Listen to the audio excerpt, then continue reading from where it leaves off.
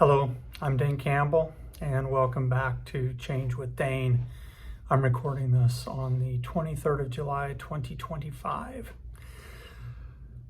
I was thinking that sometimes specific examples of change in thought and behavior that others have gone through and hearing challenges and stories of others can oftentimes help to inspire or give you ideas about ways that you can perhaps look at things or consider things that will increase your chances of success when it comes to changing things like your thoughts or the way that you do or don't do certain things.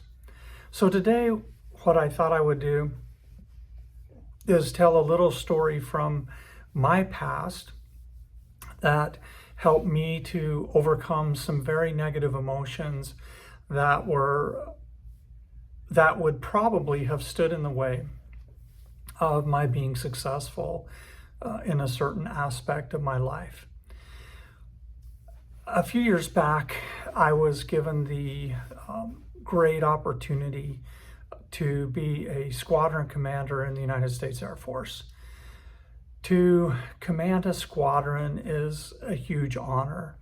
It's a very competitive process to be selected for these positions. And a squadron commander has a lot of responsibilities. Mission success rests with you of the squadron. So you are the final say. Everything that goes out of the squadron supposedly, has your signature on it, your approval. You are responsible for not only mission success, but the care and the morale and the discipline of all of your troops and by extension, their families. So it's a big job. And not everybody who wants to do it gets to do it. Like I say, it's very competitive to be selected to be a squadron commander. And in the job category that I held as a social worker, it was oftentimes even more competitive. So when I was selected to be the squadron commander for a squadron at Fairchild Air Force Base, I felt extremely honored and grateful that I was being given that opportunity. I feel like, and I felt at the time, that I had earned the opportunity. But as the time came closer and closer to take the flag, as they call it, and take on the responsibility of that squadron, I found myself getting more and more anxious about being successful and about being able to do that job in a way that was true to the people that were going to look to me as being their leader, and to balance that with meeting the needs of the Air Force and making sure that I got the mission done in the very best way that me and my people could do it. I started to go to my squadron commander, who I was quite close to. I was her deputy commander. She relied on me pretty heavily, and I felt like I had a good relationship with her. And I would go to her and talk with her about a lot of these concerns and about the things that I was most afraid of in taking on this responsibility. And really, I didn't want to fail. I didn't want to fail myself, my people, or the Air Force.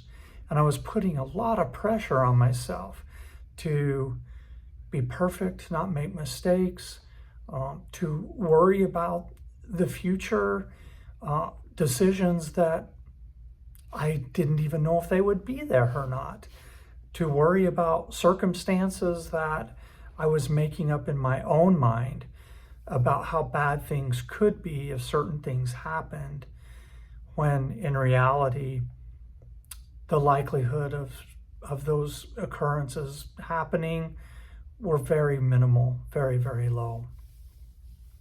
I think my squadron commander, who, if you're listening, Dana James, you're awesome. Thank you so much for all of your support throughout the last part of my career and even into today.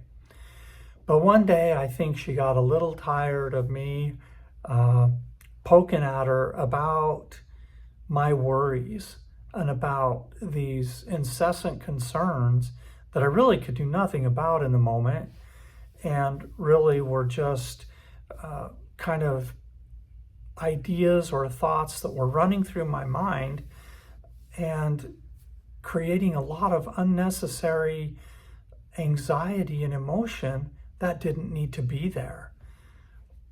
I should have been celebrating the fact that I was getting this opportunity and really buckling down and preparing myself and my family for the difficulties of the job in a way that actually helped the situation, rather than just, running about with all of these thoughts that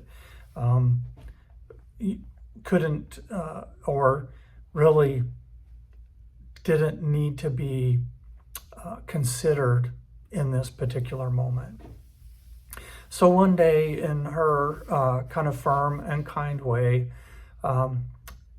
Colonel James, at the time, now retired, sat me down and just had a discussion with me about being able to trust myself and trust the things that I had learned in my career, and trust in the actions that I've already taken, the decisions I've already made, the things that I've already learned, the wisdom that I had already gained. And that discussion allowed me to get off of that anxiety train and go back to the trust in myself train, to the trust in my experience train, and to be able to just refocus all of this energy in the thoughts into something that was more positive. She also told me that there were many, many people around, her included, that could be consulted if I ran up against situations that seemed to be out of my realm, or that I needed to help talking through or to consider. And to trust in those people that had shown that they cared and would help in the future. I cannot express to you how powerful this moment was to me.